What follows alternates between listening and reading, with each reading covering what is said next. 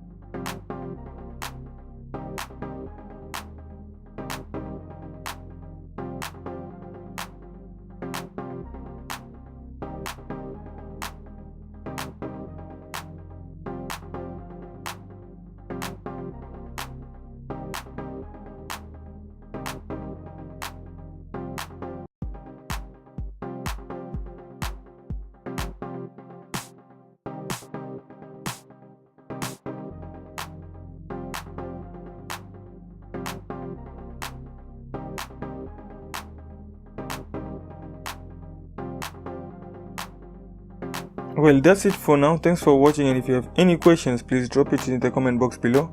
If you liked this video, please give it a thumbs up. If you haven't subscribed to my channel, please do so. Share this video, and I guess I'll have to see you in the next one. Bye.